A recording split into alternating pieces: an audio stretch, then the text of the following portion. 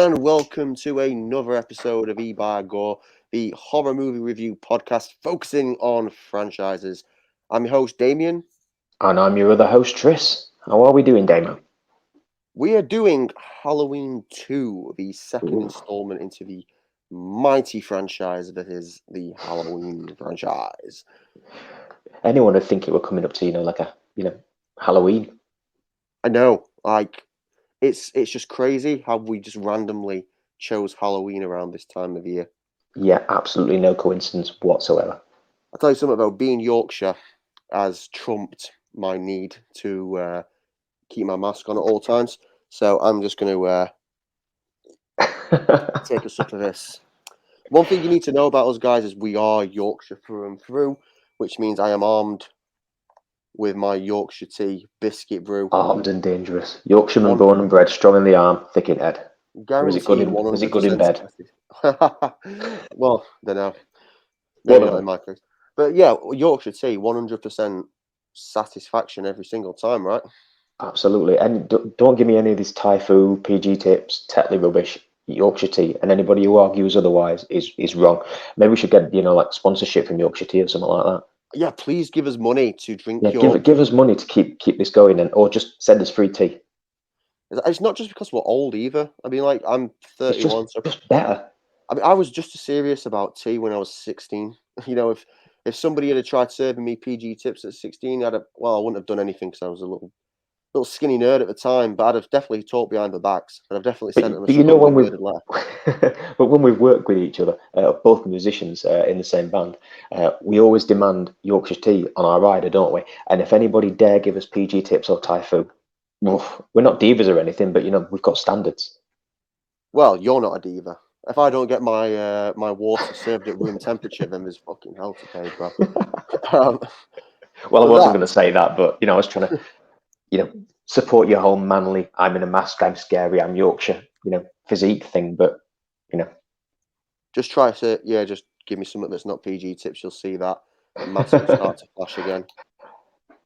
oh, there we go. There we Anyway, go. swiftly moving on. So on this podcast, we are going to be covering the sequel to the last movie that we covered in the podcast, Halloween. So, of course, Halloween 2. So, Damo, what do we think about this one? Tell me your history. When did you when did you first see this one? What's your history with this film? So I watched this again pretty soon after watching the original. So I was still pretty young when I watched it, and I didn't really remember all that much about it. I remember it, again being quite underwhelmed by it.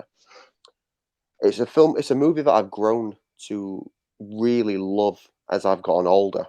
Um, I think I had a bad copy of it. Like when I'm a big collector of Blu-rays and DVDs for my horror I'm poor. movies. And yeah, I've got a vintage collection of 1950s pornography, but that's another podcast. Um, but, but yeah, I'm a big collector of Blu-rays and DVDs. I like to be able to hold it in my hand and check out the features and all that sort of thing.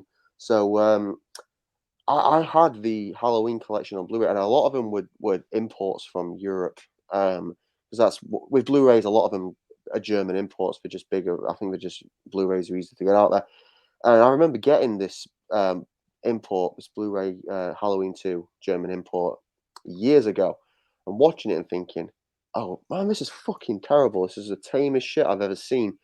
But it didn't really reconcile with the experience. I watched it when I was a kid, where I remember it being a bit more gorier. And then I realized a bit later on down the line that like the German horror movies are all cut to shit. Like the censor board over there are like way worse than over here or other places in Europe. So they Typically cut, German. yeah, well, but yeah, Efficient.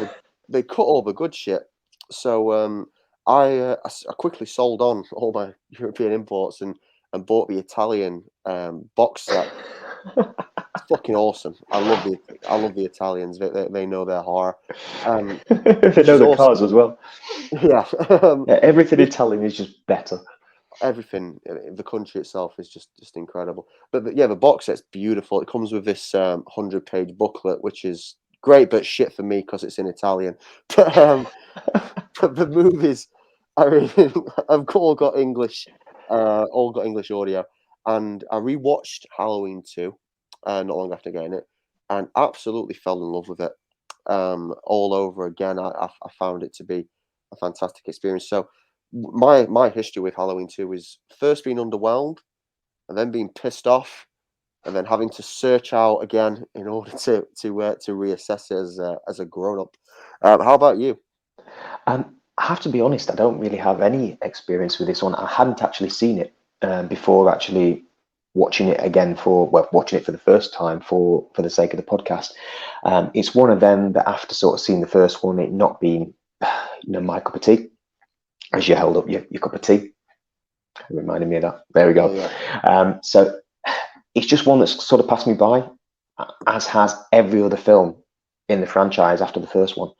And I think being so probably underwhelmed when I watched the first one so young, I just never sort of really picked it up again. So it was with fresh eyes, completely fresh eyes. So I came into it without really any expectations apart from hoping it was better than the first one. Because as you know, if you actually watched the last podcast, I wasn't best enthralled with it. Yeah, I gave it a solid 2.5 or out of 5 or 5 out of 10. yeah. So yeah, 5 out of 10. fresh eyes on this one, Yeah. but I mean, hopeful. this one's different. I mean, this one was not directed by John Carpenter. It was directed by Rick Rosenthal, who basically was this up and coming director, and like the agent for John Carpenter basically went up to Rick Rosenthal and said, "Look, we manage John Carpenter. We handle John Carpenter. We will give you all the shit he doesn't want." And that's how they convinced him to join their agency. Bear in mind, Carpenter was fucking big news at the time. He'd gone on to do like The Thing, which actually was a thing bombed, but he'd done like Big Trouble in Little China, Escape from New York, and all those sort of huge movies that came out at the time. So I can see why it'd be a big lure for Rick Rosenthal to go with the company that could get him the stuff that John Carpenter were too busy to do. And the reason John Carpenter didn't direct this one was he didn't really want to do it. He thought there was no more story to tell with Michael Myers. He thought that that at the end of Halloween 1, the idea was that he's the boogeyman, he's the shape, he's always going to be out there ready to get you, and that's where the fear comes from. And to an extent, I absolutely agree with that.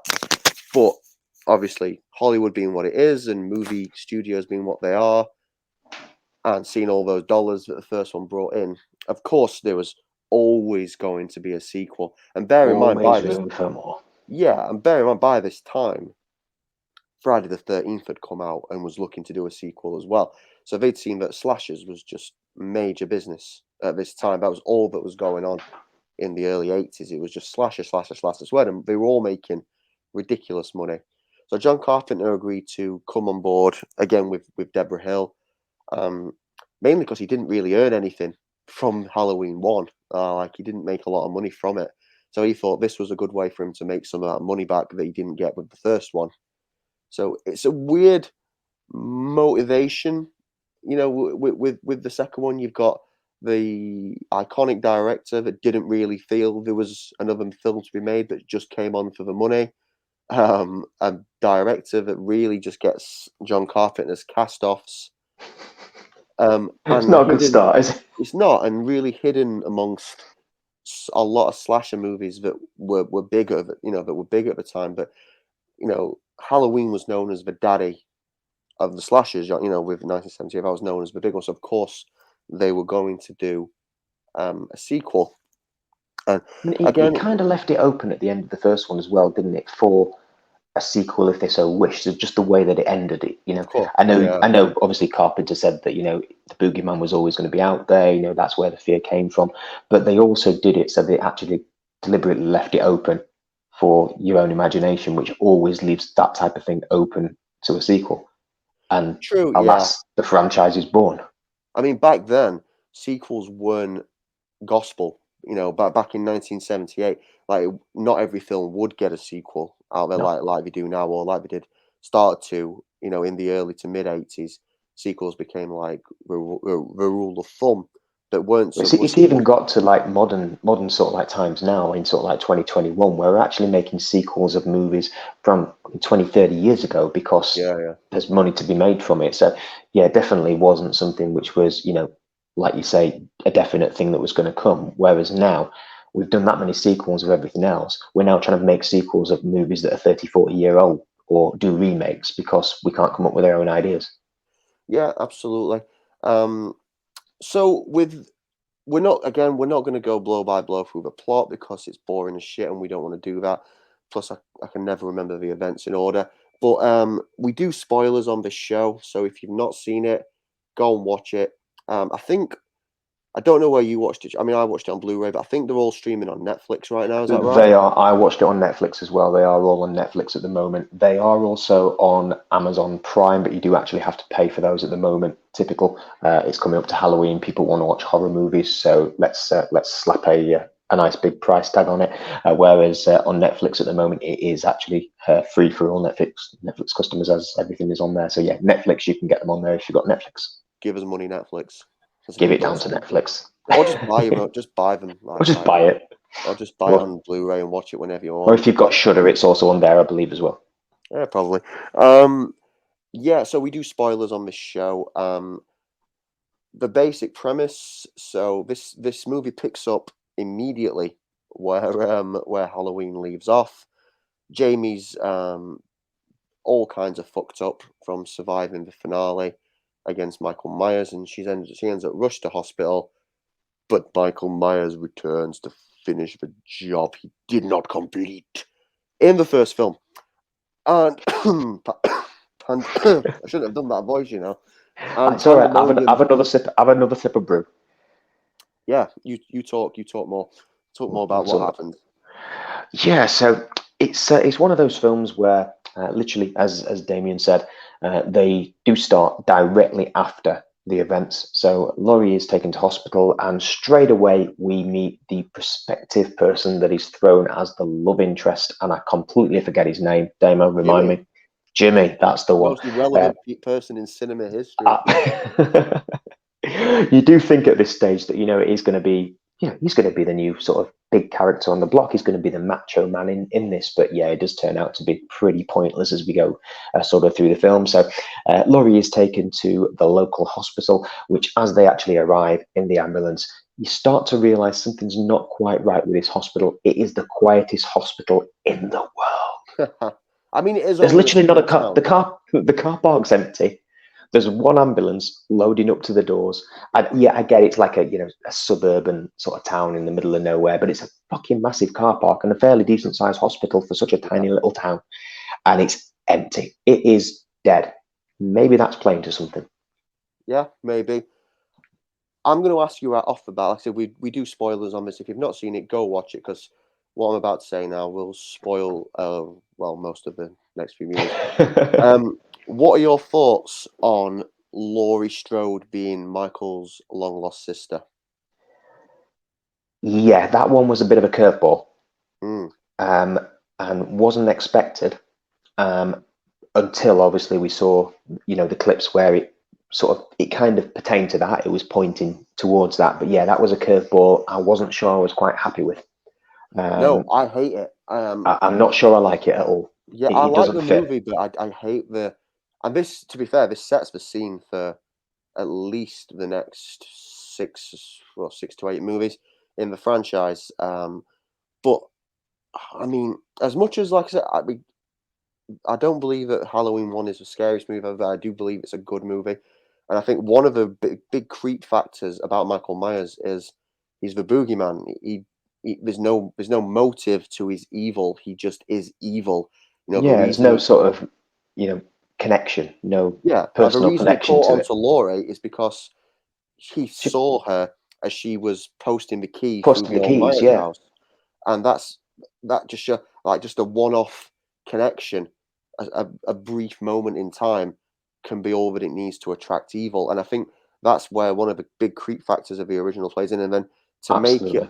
all about he's chasing his sister, I think it humanizes him more than it needs to. I mean, it works with Jason Voorhees with his backstory being, he was a kid that drowned in the lake and grows up to avenge his mum. That kind of works there. But the whole point with Michael Myers is meant to be just the boogeyman, the shape. And I think that being having this sibling issue, it makes it too centric around Laurie Strode and more about humanizing, which I don't think works. Yeah, it's a backstory that didn't really need to be there, in my opinion. Yeah, absolutely. I tell you what, though, one thing I do love about this movie straight off the bat is Loomis. If you thought Donald Pleasance was corny in the first one, Always going to dial it up to 11. oh my god, I absolutely love it as well. 6 times, I shot him 6 times. How many times does he say? He must say it at least 6 times himself. He shot him 6 times, but I'm just going to go back to the first one. Shot him 6 times, he got up and walked away with that fucking knitting needle. Oh, lethal. Exactly. He's using the wrong weapon. He should be just fucking slicing. But yeah, like he says the 6 times thing, which is absolutely hilarious and real. But then he goes across to the neighbors, and the neighbor comes out and is like, "Hey, what's going on there? You're scaring me to death." And he's like, "You don't know what death is." That's just the weirdest thing to say to someone. Yeah, he starts to go a little bit crazy in this one, doesn't he? He does, and he gets progressively more crazy through all the films that he's in. But I think Crazy Loomis in Halloween 2 is my favorite Loomis from the entire series. For me, he keeps this movie. This movie for me, without Loomis, there is no movie without Donald Pleasance doing Loomis so cornily in this, and he's just running around causing as much damage as Michael Myers is. Like when he's carrying the gun and he sees the like a guy dressed in the same mask as Michael Myers, and he starts pointing the gun at him. It's like, "Who are you?" And then a fucking ambulance just out of nowhere comes crashing in, or is it a police car? Smashes into the kid and pins him to a truck and kills him instantly and burns him Yeah, alive. Like yeah. that's Loomis's fault. Like, dude, fucking, who's the worst one here? Is it Michael Myers or is it fucking Loomis? Because he's fucking crazy in this. I think that's sort of the development of the character, and I think something that you said in the first podcast as well, that whole obsession starts to become very realistic in Loomis's character in this one, because you can quite see that obsession, that need to track down Michael, that need to put an end to it, that need to make sure that it doesn't hurt anybody else again, really comes out, and it comes over a little bit crazy, Yeah, he's and a little bit unhinged. mad. Yeah, Yeah, absolutely. but the nasty part about this as well is there's definitely a nastiness to this film more so than in the last movie, because in the first movie there's that whole thing where Jamie Lee Curtis is or Laurie Strode is really shy, but she's got a thing for that kid Ben Tramer. Yeah, They're trying to set him up with it. Well, the guy that dies in that mask in Halloween 2 is meant to be Ben Tramer. Like you don't catch it unless you've listened. I mean, I only found out about it because I'd heard it on one of the documentaries that was on the extras. But yeah, they do say it's that Ben Tramer kid. So like the love interest from the first movie is just killed in such like a brutal fashion in this movie, and I think it carries on through the film. Like the kills in this movie are all fantastic. Like as tame and as silly as I thought they were in the first one, the second one it catches up with a lot of its peers, like in terms of Friday the 13th and other horror films that was out at the time, like Maniac, and probably not as brutal as Maniac, but like the one that comes to mind is my favorite kill in all of the franchise. You mentioned it to me earlier, Trisby, dunking that nurse's head in the oh yeah, the turning the hydrotherapy pool up to like, I love how it actually had a label, scalding. yeah, Not I just know. hot or not danger, scalding. Yeah, as It if had to tell you how hot that was in the fact that it was scalding. this gonna fuck you up. Is what we should put. But yeah, there's a lot more meanness to the kills, which I love. But that's not a detraction from it. I think it works massively in its favor to Yeah, give you it's this sort of particularly gnarly edge. plays to my favour as well, because I prefer it to be more realistic, where I thought the kills in the first one were really tame, a bit silly, and having no realism at all. Whereas this one, you actually get to see a slightly more sadistic side to Michael. that more unhinged side to him, that, he will kill in different ways rather than just stabbing people or strangling people. He actually gets the planning, the pre-planning of, making sure they're in there, making sure he's turning it up to that thing with the view to then getting out. And obviously, And I think I think the popularity of Friday the 13th and other slasher movies had a direct impact on that, because in Friday the 13th there's such a variety of kills. Um, Tom Savini did the makeup effect in Friday the 13th. You had so many different, graduation day. I think that was around about the same time. There was a big variety of, which it sounds really macabre when you talk about it now, like, oh, dude, you got to kill people in loads of different ways. Um, but the first Halloween, it's more about the suspense, and the kills are kind of like a direct, kind of an afterthought. Is yeah, my they're a bit opinion about them. secondary, aren't they? Yeah, and in this one, it is all about the kills, and I think that's a direct influence from what was going on in pop culture at the time. But on the flip side, as good as that is, for me as a fan of a slasher movie, it also kind of loses what made the original stand out by itself, which was that kind of focus on suspense and building up of tension. There is a bit of that in this one, but it's very much, like, I think Roger Ebert says it, because Roger Ebert hated this movie when it came out. I disagree with him, but he said he wasn't scared. He was just grossed out. I think he said, "Oh, I might be being Siskel," but he said he was just grossed out, and also like it's like a copy of the copies, because all these films like Friday the 13th were all copies of Halloween, and this film Friday Night Halloween 2 feels like a copy of the copy. So I do feel like going down that route of creative kills and gore kind of breaks it away from the original, kind of mixes it in with the pack a little bit more, loses a bit of Yeah, it's not originality. as simplistic, is it, as well? Which was No, what the it's first not. one was all about. Although we say that the kills were tame, they were very simplistic. It was the killings were very primal. They were very instinctive. They Yeah. weren't premeditated and thought out like they seem to be in this one. I know we'll talk about some of the other sort of kills as well. But just going back to that sort of Ben Tramer thing, where you see the kid in obviously dressed like Michael Myers. What did you think to that addition in there? Because I think it kind of takes away the originality by having a kid dressed like that. True. I don't think it's as bad in this one as I do in later ones, which you'll come to find out. So what you've got to bear in mind with the Halloween, with the Shatner mask, um, for Michael Myers, is in the first, the second one takes place immediately following the first one, and Yeah, Michael gets that mask because he broke into like a Halloween shop, or a party store, and you find out, don't you, from that sheriff in the yeah, original, that somebody had broken in, and nicked a couple of knives and some masks. So it doesn't really take me out of it to find out that somebody else was wearing that mask, because Michael Myers isn't really a thing at that time. This is the same night as a Halloween 1. yeah. That's true. When you I guess watch I'm further forgetting that. down in like Halloween 4, maybe, or 5, there's like people cropping up in Myers masks all the time, and you're like, really, in Haddonfield, after there been a massacre, it's kind of, it would be viewed as poor taste, and it's a little bit Yeah, more unbelievable. But it doesn't really, I don't really see the issue with it too much in the second one. fair play. Why not? So, other than the whole sort of hydrotherapy spa side of things, so what is your second favorite kill in this movie? Oh, good one. I like the one in the house. The beginning of the film, like Michael's like obviously recovered from his being shot 6 times, and he's wandering around, and he just walks into this house and picks his kitchen knife up, doesn't he? There's like the old lady and the old Yeah, man, and he just stabs the old lady with it.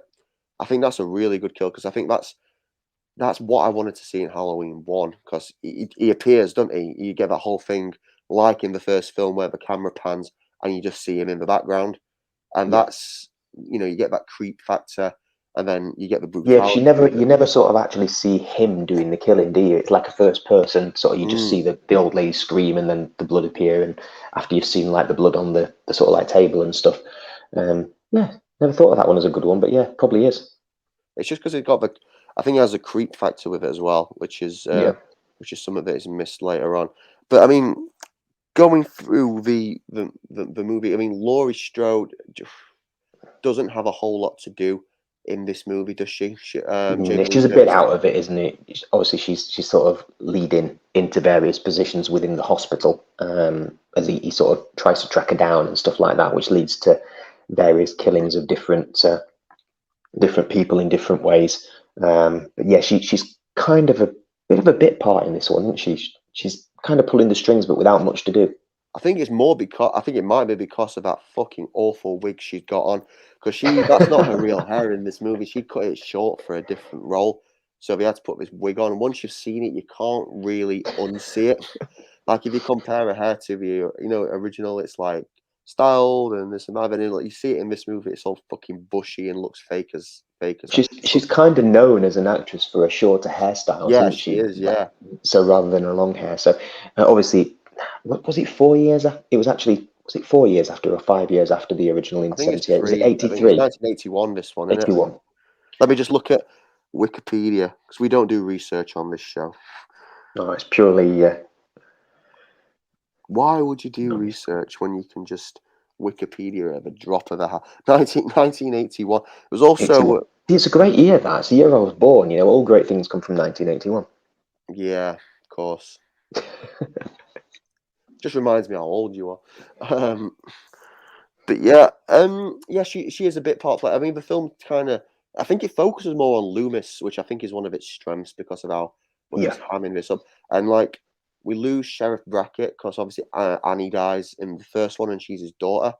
And but then Loomis just sort of rocks up, and Brackett blames him, and he's like, "He's your fucking monster. You let him out." And he's like, "No, I didn't. Wasn't me. It wasn't me."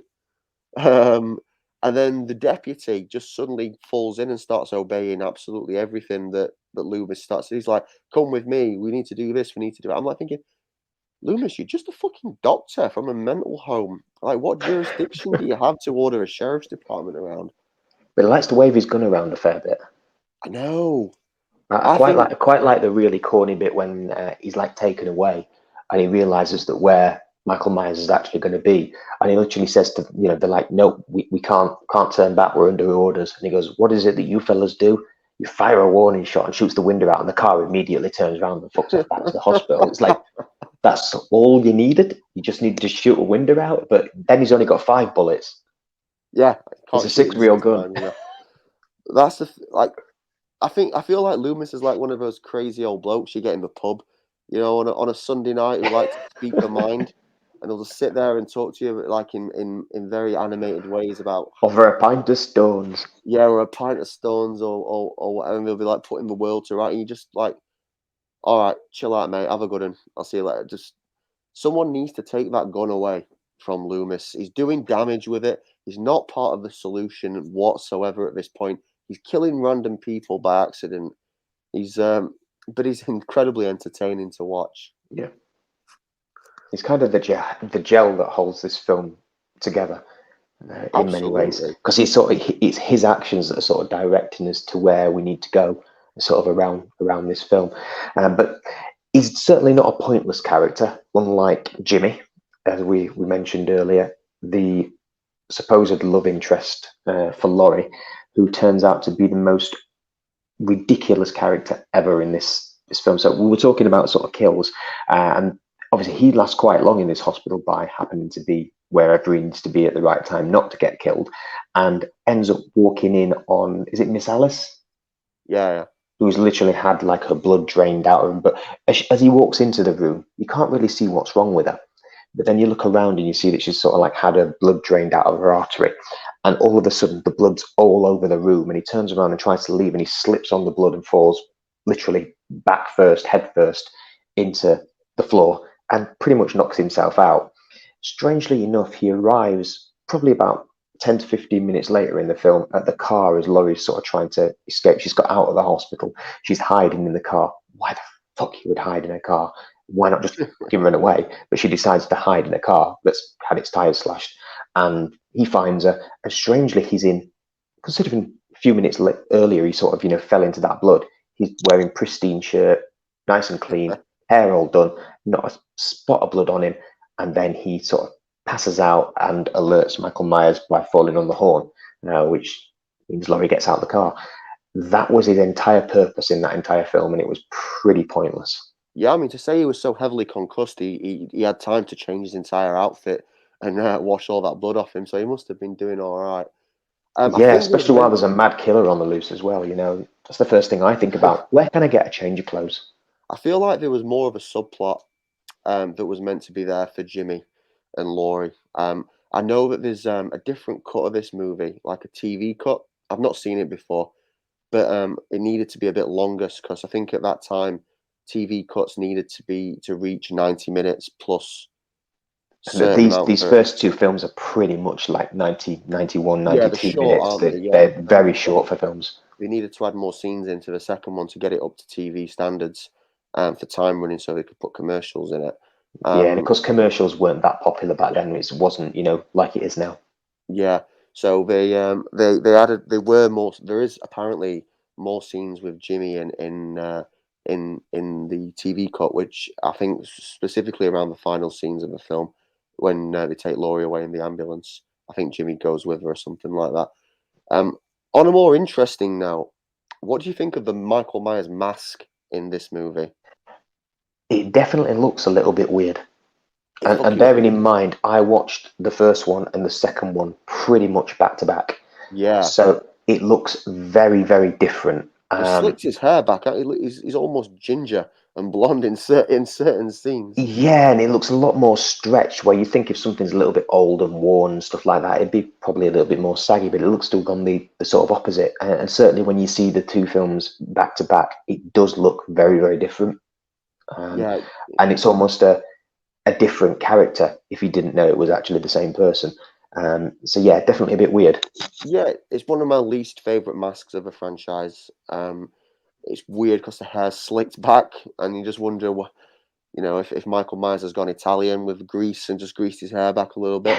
It looks dodge as fuck. Um, Also, it's a different actor playing Yeah, uh, it is, yeah. playing uh, playing Michael Myers in this one. Care to guess the name of the actor playing it? Go on. Dick Warlock.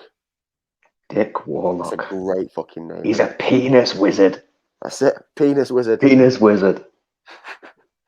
What a great, I great feel like I've 80s known a name. few penis wizards in my time. um, but yeah, it's it doesn't for me. He doesn't do a great job as Michael. He's not the worst by a long shot, but the Nick Castle who did the original is a far better Michael for me. I think he's great. I don't think he's as effective as. He has a few good scenes. I mean, he does. The kills are all right. Again, we get another knife kill that makes no sense. Well, it's not really a knife; it's a scalpel. Like in the first one, he Yeah, pins a guy to a wall with a knife. This one, he manages to pick an entire woman up with a yeah, scalpel with the to the back. tiny scalpel blade as well, and like it could hold everything up. It's just like defying gravity. Um, yeah, it's a little bit strange, that one. It's it looks. I'm not sure whether it looks good or whether it looks bad because on one hand, like him lifting somebody up with a weapon is great. If it was a sword or something like that, or in the fourth one, there's a kill where he just gets a shotgun and stabs it through someone. Like that's kind of cool. But this is like you say, it's almost like a dentist's scalpel. It's so fucking small. It's a bit implausible, but it's not again. It's not the worst kill. It's a good kill, I think. Yeah, talking about like little silly things in this film, just sort of going on to sort of like the final battle sort of part where Oh yeah. Laurie's obviously, well, he's sort of chased her through the hospital. She's managed to escape into a lift and he crawls through the window, and finally she's trapped in a room. And Loomis is there as well. He appears with his 6 shots and his gun, acting a little bit crazy while Laurie's all in the corner. Mm. And she manages to take the gun that Loomis gave her, and you see the shot. She fires off 2 shots. One that looks like it hits him in the head, the other that looks like it hits him in the chest. Then he kind of turns around and you realize she's got him perfectly in both eyes, I know. Yeah. which is amazing considering she was closing her eyes and cowering as she did it. Um, And that was crap just a shot. little bit. It was the way that the effects did. You could sort of like see they probably meant the effect to hit on the chest. You could physically see where it was supposed to hit, but then all of Yeah. a sudden it was the eyes. And there was a few sort of continuity errors like that in this film, which I didn't like. I Also, like right, things to be if you get shot in continuous. both eyes, you're not just gonna wander around like stabbing. Like you're fucking dead if you get shot through the Yeah, eyes. I'm not just but if you get shot he through. just stands up slashing and then turns around and slashes the other way, and it's like he gets just close enough to her to not hit her and then turns around, and it's like all of a sudden he gets shot in the eyes and he can't do anything anymore, and it becomes more a comedy scene than it does realistic. I agree. And I don't think it works well this scene. no, that ending to it, getting so close to the end, kind of ruined the whole build up that they'd done within this film for me, because it turned Michael Myers into a comedy character Yeah, where he just it was couldn't do weird. anything. Yeah, yeah, All of a sudden he's no longer human. He's some kind of supernatural weird being because he's just been shot in the eye. Like you said, you're dead. But in the it's the first bit with your film, he could brains get coming stabbed out in of the the neck neck. with, yeah, he gets stabbed in the neck with a knitting needle and he goes down. He got shot Mm, by Loomis earlier, he goes down and then gets back up again. But he gets shot in both eyes and he's absolutely fine. But I have to say, nice big explosion for the ending. yeah, absolutely. And it's got a very final feel to it. And Yeah, I know that's because absolutely. John Carpenter wanted that to be the end um, of the of the Michael Myers story. He only wanted it to go for one movie. It went to two. He wanted this to be the end, so he wanted to make it as final as possible, having him Yeah, you even and see the Loomis end as die. well when he comes running out all in flames. And I love the fact that you can tell it's a guy in a fire retardant suit with gloves on. Oh yeah, yeah, And it's yeah. blatantly obvious, But but it's a practical obviously you effect, and get, it does look good. yeah, I do it love does, I yeah. love a firewalk. But obviously you see the whole sort of head melting. It's very, very final. So Yeah, yeah, after seeing that, hearing, obviously we know, without giving too much spoilers away, in Halloween 3, it doesn't revolve around Michael Myers. But we know there are further films in the franchise that do. And after the finality of that final scene, knowing that, well, Loomis was in that room when it went kaboom, yeah, for yeah. him to come back, for Laurie to come back, and for Michael Myers to come back, it kind of adds a little bit of cheapness. Well, exactly, and it's. I mean, that's a story for that's a conversation for when we get to the ones later in the in the franchise. But it is final. And yeah, it's a good end. It's a great ending. I think it ties things up well for Michael and for Loomis. I think it's quite poetic that Loomis is the one to take him out. Yeah, It kind of brings an absolutely. end to his obsession as a story. I will say I said that the subplot of of him being of Laurie Strode being the sister, I don't like it. It doesn't work No, well for me. The fact that bullshit. the fact that he's come back, and also like Loomis has been his primary physician and psychiatrist for however many years. It's 16 years or whatever.